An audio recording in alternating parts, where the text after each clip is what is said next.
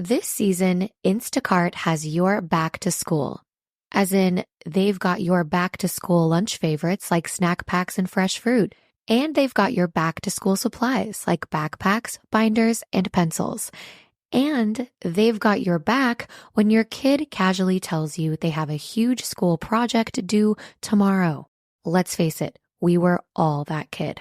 So first, call your parents to say I'm sorry, and then download the Instacart app to get delivery in as fast as 30 minutes all school year long. Get a $0 delivery fee with your first 3 orders while supplies last. Minimum $10 an order. Additional terms apply. We acknowledge the traditional owners of country throughout Australia and recognise their continuing connection to land, waters and culture. We pay our respects to their elders past, present and emerging. Welcome to This Song Is Yours, a music podcast where we chat to a new guest each week, talk about their life and creative endeavours, and talk to them about some of the music they love. Our show works by chatting to our guests about music, but also getting them to make you a playlist of the songs they love. You can find the link to our playlist in the show notes. Welcome to episode 104. I'm your host, Simon Fink. Our guests today are Lunar Vacation. The indie rock band from Atlanta are releasing their debut record today, entitled Inside Every Fig is a Dead Wasp.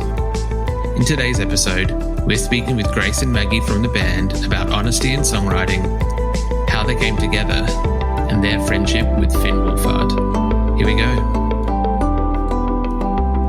Our guests today are an indie rock band from Atlanta, Georgia. After previously releasing singles and EPs over the last few years, they're releasing their debut record today, which is entitled Inside Every Fig is a Dead Wasp. Please welcome to This Song Is Yours, Grace and Maggie from Lunar Vacation. Good morning, ladies. How are we? Hello. Good morning. We're amazing. So good. That's very, very good to hear. Where are you joining us from this morning? We're in Atlanta right now. Atlanta, Georgia, in the States. Beautiful. What is, just very quickly to begin with, what is the music scene in Atlanta like in terms of indie rock? Because I feel that Atlanta's known for hip hop, or like there's quite a big hip hop scene, but what's the indie scene like? Give us a rundown of the indie scene there. Wow. Well, like you said, I don't think we're known for rock music. Maybe we were at one point, but not anymore. But Atlanta's a very spread out city. It's like not walkable in most parts. And it's pretty like sprawling. And I feel like it makes the scene a little bit fragmented. Like there's not really there's venues that a lot of people play at and like DIY spaces. But honestly, a lot of the DIY spaces, two of the biggest ones, the Bakery and the Mammal Gallery, they're always like changing locations and losing funding and then fundraising. So I wouldn't say that it's like the strongest indie scene, but there's always people trying and there's always new bands popping up. A lot of people, like from when we were playing Atlanta shows like every week, a lot of those people have moved to like New York. Yeah. Or I guess it was pretty young when we were playing, so a lot of people just left to go to college or to go get other jobs or to pursue things elsewhere. So yeah, I guess the answer is it's fragmented, but there are a lot of little pockets of goodness in it. That's cool. I think that like a good indie scene will always kind of like, have its highs and lows, but as long as there's bands continuing to pop up and, still kind of want to push indie music, then like good for them. And like, definitely let it continue. Congratulations. It's a very big day for you guys and the rest of the band. The debut record is out today. Inside Every Fig is a Dead Wasp. Congratulations. Thank you. Thank you. How long have, because we've had, I think it was 2 EPs and a handful of singles, but this is the first full length, the first LP. How long has this been in the works? Well, kind of since the beginning. I mean, the first song on the record is the first song Grace ever made for Lunar. Yeah, so it kind of like goes back to all the way to like 2016 probably. But that's just like one song, but it opens the record, you know, like, I don't know, we just felt like it was the right thing to do. Kind of, yeah, because we've never had like a big body of work before that had like not one meaning, but kind of like sat under the same umbrella, and like something that we really spent a lot of time on, like with sequencing or like anything like that, you know? But there's stuff from like 2016. There's also stuff from like 2019, just like a bunch of little demos or like half songs that I had for a while. We just like, when we went into the studio, we just brought it in and we're like, can we do anything with it? So kind of like a lot of fragments got finished in the studio, which was like, it was really cool. And it kind of felt like reminiscent of a lot of what the songs were about too, like just things that happened in the past that like I wrote about to finally like get closure with, you know? So yeah, it's been a while. We made the record, like we actually recorded everything in July of 2020 though. Yeah. So we've been sitting on a finished product for like a year. Yeah. Yeah. How does one deal with having those songs kind of under wraps? We have one or two singles, but holding onto a record for over a year is like quite a big thing. Yeah, it is so cool now that like people are actually starting to hear these songs, that especially the non-singles, like it's just like the deep cuts. Yeah, I just like never. I think we sat on it for so long that I was kind of just like, it didn't feel real. We were like, oh, I don't even know if this is made. Come like, out. yeah, it's probably never gonna come out. Well, also because like it was in the middle of a pandemic. Like literally, like every day things were changing. So it was like we can't even like plan on a tour, and we can't even plan on like doing this or that. So it's kind of like, I don't even know if this will ever come out. Yeah.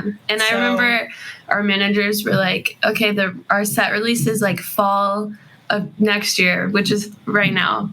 And I was like, I don't know if we're going to make it to that, you know? Also, that just seemed like dystopian, honestly. Before the pandemic, I remember we were doing like this Athens show. This was in like 2019. And I was talking to one of our managers, Shay, and I was like, so like, when do you think we can release the record or something? Like the one that we didn't even like have recorded anyway. I was just like, oh, what if we do whatever? And she was like, probably like in a couple years or whatever. And I was like, not in 5 months. She was like, no. Yeah, but this is our first time doing like a proper rollout. Yeah, which is cool. This kind of rollout, I guess there's no proper rollout. But we've always just like recorded music in the past and like threw it out like literally the next week. Like we would like have a deadline and we were like, okay, it's like due on Saturday, and then we would finish tracking on like a Thursday. We were like, oops, like gotta meet our own deadline that we put on ourselves. Yeah. Which is so whack, but it's kind of funny. But anyway, it's very rewarding and surreal for people to hear these songs. Yeah. And exciting because we made it for people to listen to. So yeah. Of course. From what I've gotten of the record so far is just that I feel like it's very much the same sonically in terms of like you haven't taken like a sharp left turn into new, like you're not a folk band all of a sudden or like a reggae band or anything like that. But it seems like the songwriting has become like a little bit more direct or like a little bit more just like, I don't want to say raw, but maybe honest. Yeah. Has that... I'm going to go get my coffee really quick. Grace can answer this.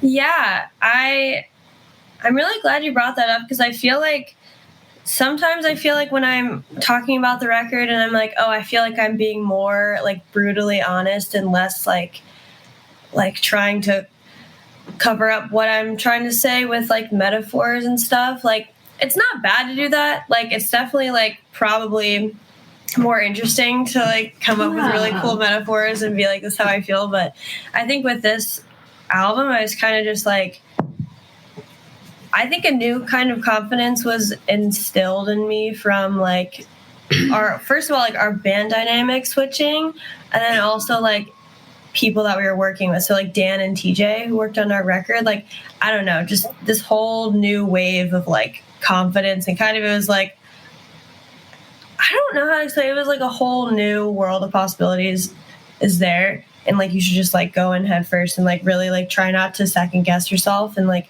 what you want to write about. And so I was like, okay. And a lot of those lyrics, I was just like literally saying, I feel this and I feel that.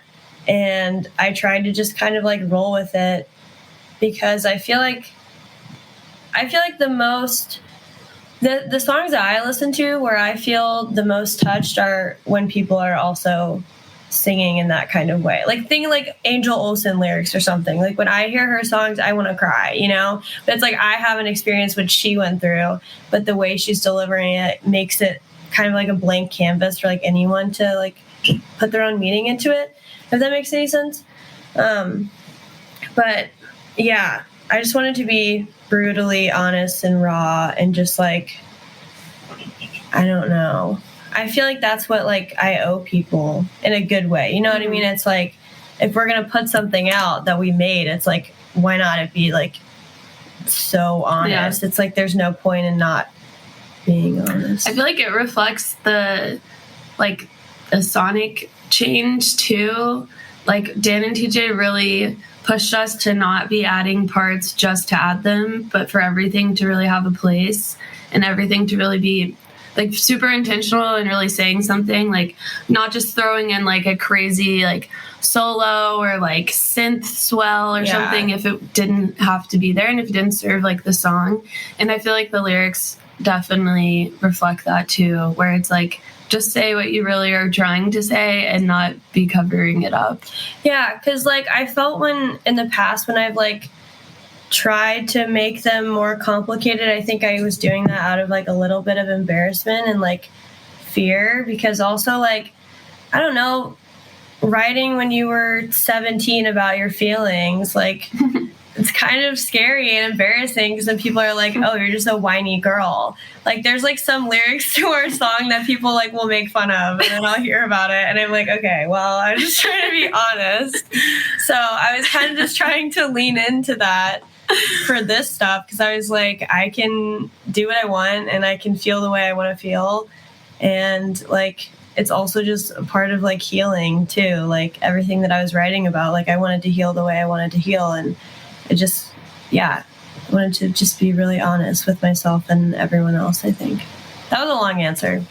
So it was a good answer though. I thought it was very good. I think it's even like, and I don't know whether this is helpful or not helpful, even as someone in his early to mid 30s, like being vulnerable and honest is still nerve-wracking, so you should be commended for doing it. It is like a very impressive thing to be able to do it. Exactly. Thanks, that means a lot. Of course. The Dan that you're referring to, Daniel, is Dan Gleason from Grouplove, who produced the record. How did that kind of working relationship come about, or how did that come to be? Well, he had, I think, messaged us over Instagram trying to come to a show or something, and then that didn't work out. And Grace was like, oh, I think he lives in Atlanta. And we're like, whoa. I was a big Grouplove. Yeah, we were both big Grouplove fans. Like from when we were like a little bit younger too. Yeah. They've been around forever. But I was working at a record store in Little 5 Points in Atlanta called Criminal Records, who we still love. And it was like a very dull, like Wednesday or Tuesday morning. There's like no one in there. And Dan walked in because the studio where we recorded our album is in the same strip as the record store, which I didn't know then because it's pretty hidden. But he came in trying to buy the new Bruce Springsteen record that had just came out, this was like 2019. It sounds like it's really old, but it was in 2019. And someone who worked at Criminal was like, oh, Dan, Maggie's in a band. I guess they knew Dan. And I was working at the desk checking him out, and I was like, yeah, like my band's trying to find a new spot to record. Like, I heard you have a studio. And he was like, oh, yeah, just, like, come by whenever and, like, tour it. And so later that week, Grace and I went and toured it. And it's a tiny studio, so it was, like, 5-minute tour. And then we sat with Dan for, like, 2 hours and just told him, this is when we were going through member changes, and we had decided to, like, put a halt on writing because I think it was getting really overwhelming, and no one in our band really was, like, we were kind of feeling pretty we were burnt out, disconnected from each other. Yeah. And so this is, like, summer 2019. We decided to just do school for a year and kind of prioritize school and kind of put band stuff on the back burner and not put so much pressure because it was not resulting in fruitful songs. Yeah. And so we were kind of telling Dan about that and just how we, like, have been a band for a while, but, like, didn't really know, like, what the next step was. And he was just so kind and understanding, and, like, he views music in a very emotional, like, storytelling way, like, and that's what we like. And I think before we met him, we were really focused on, like, making very technically impressive songs, which I guess kind of goes back to what Grace was saying about, like, we feel like we had something to prove because we were playing shows so young and we were, like, 16-year-old girls. And so it was like, okay, well, we have to, like, be shredding for people to think that we're good. Yeah. And Dan just kind of encouraged us to just write how we actually wanted to and make songs that we wanted to listen to over and over again and not just make songs that other people would be, like, impressed by. So yeah, that's how I met him. I think that's a very cool lesson that he's kind of imparted, because it is, it kind of is reflected in the music. I feel like the album, and some of the other singles as well, but mainly the album, it is reminiscent of, like, early 2010s or, like, late 2000s kind of indie music, when you had, like, who, like, not exactly, like, as Four on the Floor as, like, Walk the Moon or like Catfish or, like, bands like that, but more so just, like, the kind of, like, catchy indie. I feel like indie isn't as catchy these days, and I feel like Lunar Vacation might be trying to bring that back, which I think is a very good thing. Yeah, we definitely loved those bands. God. Grace loved Walk the Moon. And TJ, who engineered the record, I think engineered early Walk the Moon. Yeah, I think he did the first record, so I was like, first record is banging. I think we definitely, like, as far as modern references, we were, like, talking about Phoenix a lot. Yeah. Which I guess they're not really that modern anymore. I mean, like, we listened to them growing up. So, but yeah, I think Grace writes such catchy hooks that it's like, okay, are we just not going to use this? You know, like, we have to use it.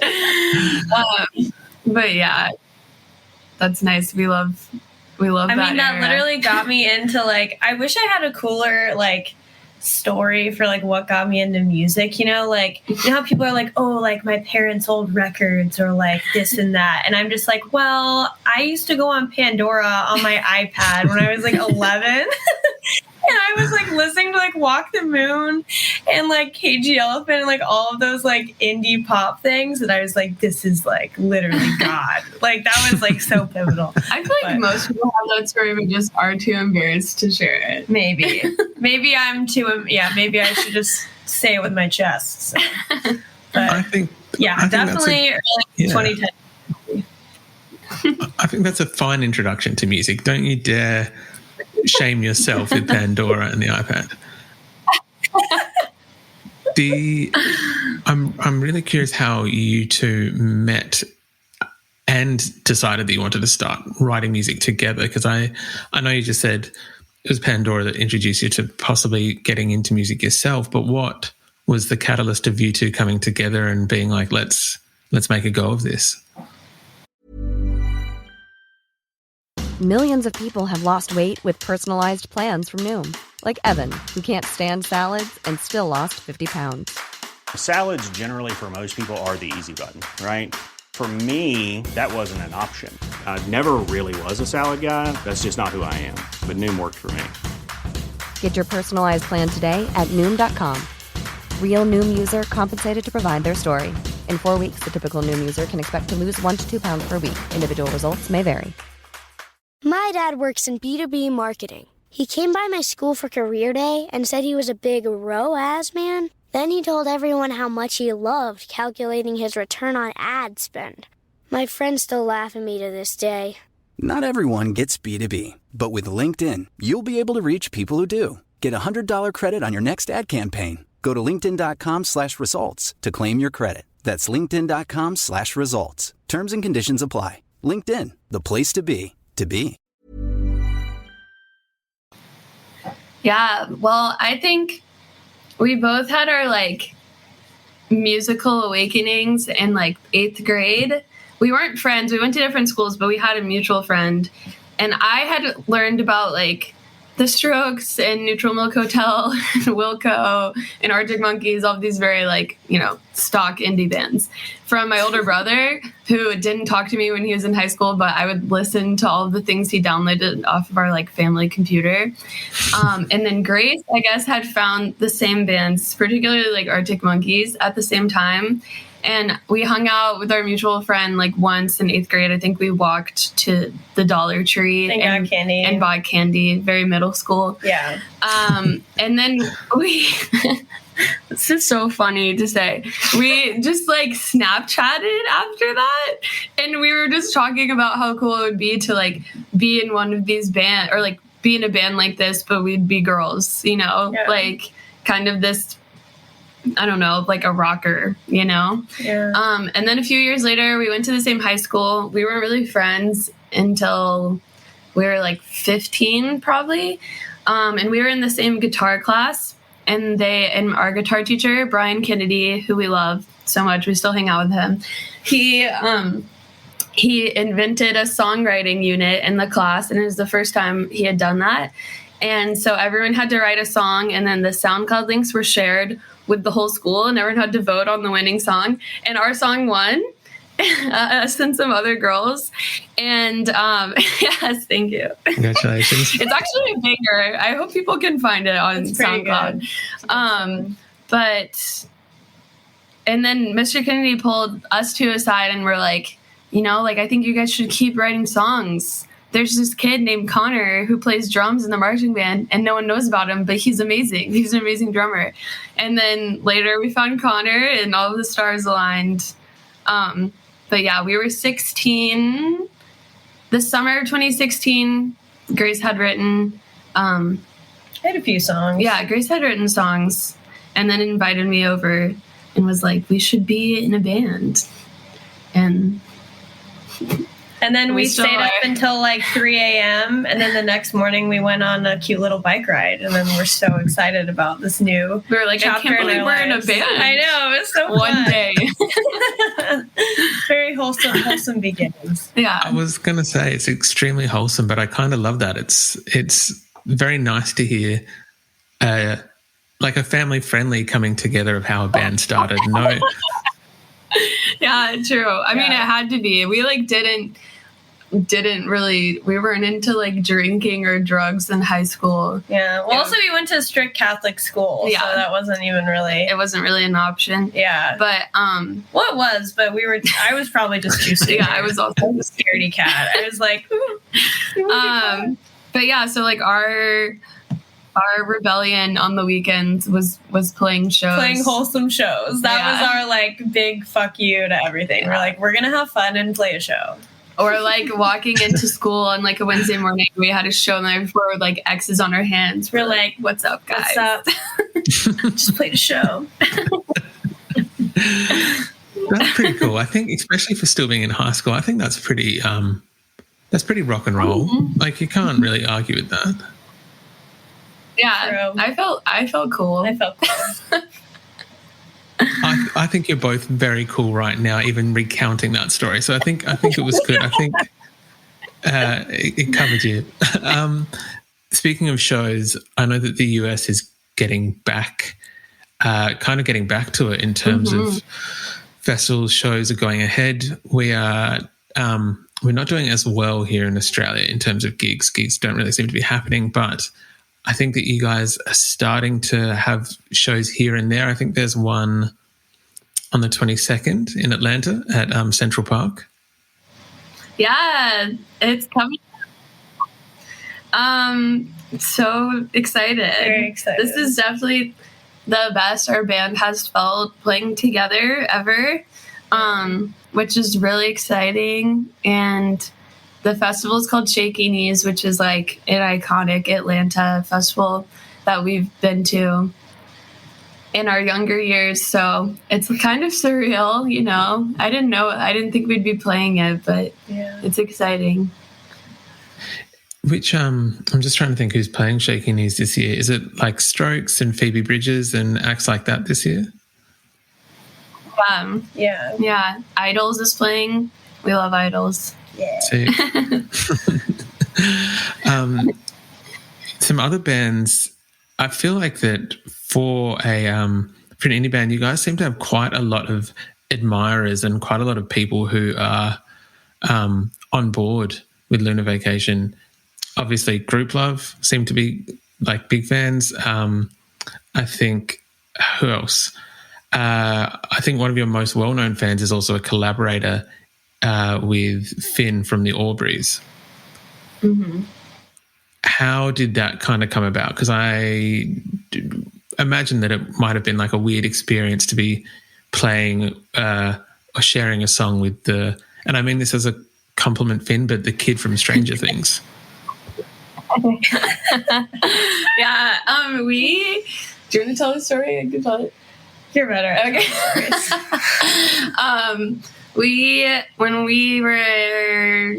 The day after we graduated high school, we opened for Finn's old band, Calpurnia. And then we just hung out after, bonded over. We both loved this band, Twin Peaks. And I think we just like sat around, Grace and Finn and I sat around like singing songs. It was very cute. And then we just stayed in touch because he films his show here. So he's here, like he'll come for like months at a time, and we're his besties in Atlanta. So we hang out all the time. And we love Malcolm, who's also in the Aubreys. And we actually toured with them. I always forget that. We toured with Calpurnia for like a week. But that's when we got to know Malcolm better. Yeah. And then they formed the Aubreys, and Finn we have like a group chat and send each other like demos and stuff. And Finn had sent the piano idea for No Offerings. And then Grace was like, this is fire, and then added vocals over it, which are like the first lines of the song. And then I added like a little slide part, and then we were like, okay, this is amazing. let's make it. So we booked like one day in the studio where we made our record, and did it all in one day. And Malcolm tracked the drums in Vancouver and sent them to us. So it came together very, very naturally and very fast. And I feel like that's how, like, we became friends with them, too. Like, everything was just kind of, like, natural and just followed, like, I don't know. It just kind of all, like, came together.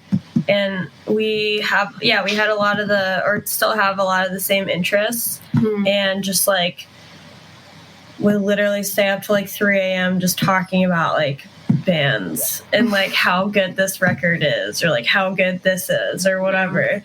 And also that's kind of like how that's how like we got along with Grouplove too. Mm-hmm. It's literally just like talking about stuff and being like, this is so sick, and like being like really big fans of other people. Yeah.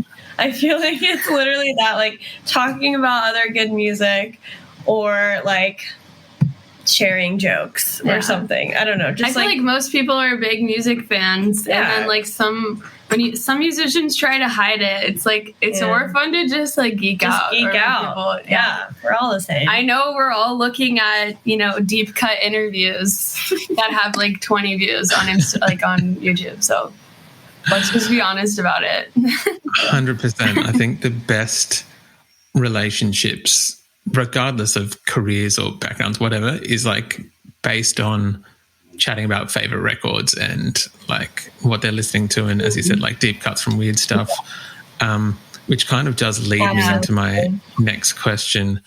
Usually we would ask our guests what they're currently listening to, what like is getting a thorough spinning on their streaming service or record player.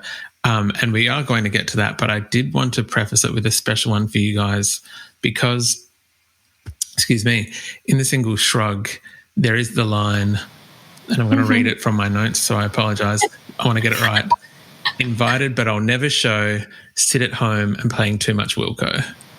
So before we get to what you're currently listening to from both of you, what would you say the best or your interpretation of the best Wilco record? Oh. Okay. I think my most listened to is actually Schmilko. Really? Yeah. I just love acoustic jazz. But also like the Wilco record that got me into Wilco was Sky Blue Sky. And the first time I heard Impossible Germany, I was like floored. Yeah. I literally was like, what is this?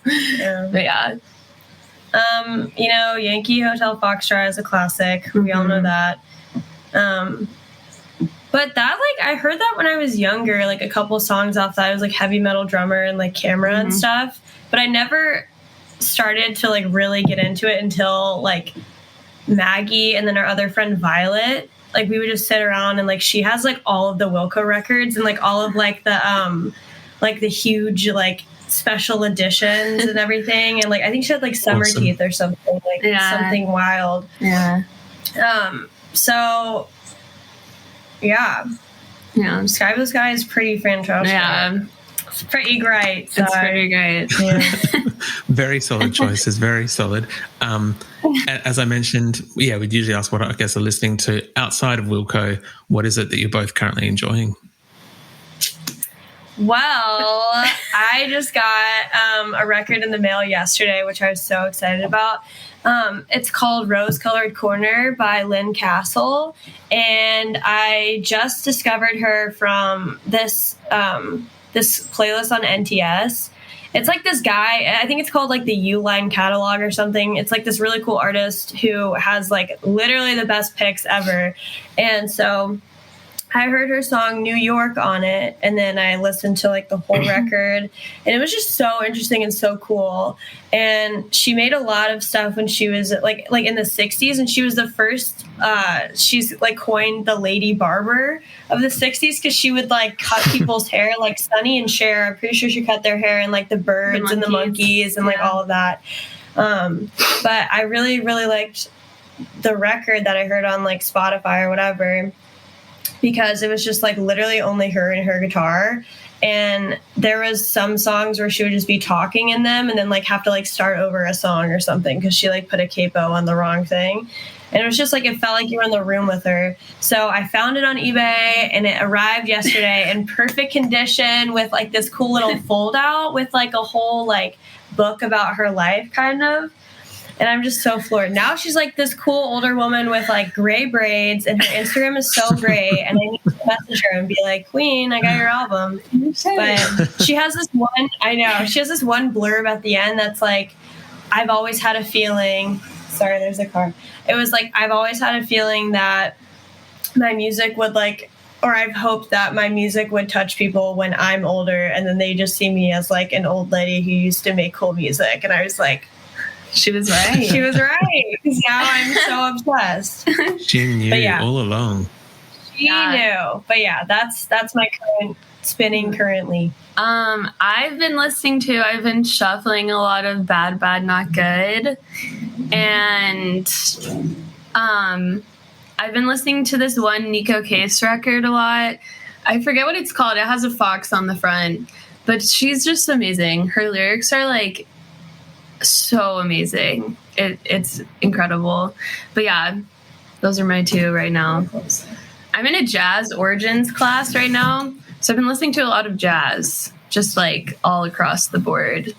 But yeah, nothing wrong with that. Always good to like continue to expand the musical horizons. Yeah.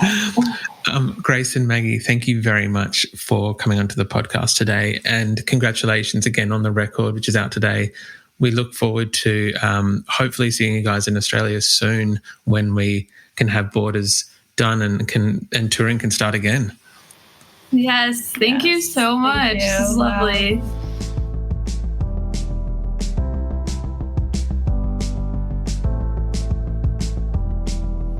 And that's our show. A massive thank you to Grace and Maggie for their time. Inside Every Fig is a Dead Wasp is out now, and we've left links in the show notes if you'd like to buy or stream the record.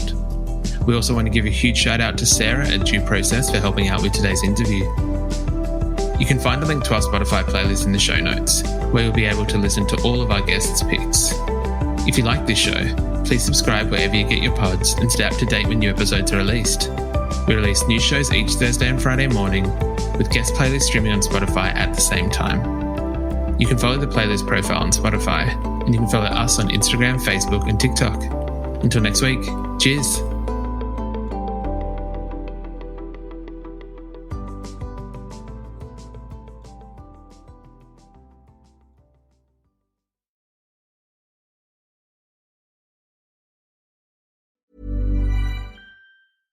If there's one thing that my family and friends know me for, it's being an amazing gift giver. I owe it all to Celebrations Passport from 1-800-Flowers.com, my one-stop shopping site that has amazing gifts for every occasion. With Celebrations Passport, I get free shipping on thousands of amazing gifts. And the more gifts I give, the more perks and rewards I earn. To learn more and take your gift giving to the next level, visit 1-800-Flowers.com/ACAST. That's 1-800-Flowers.com/ACAST.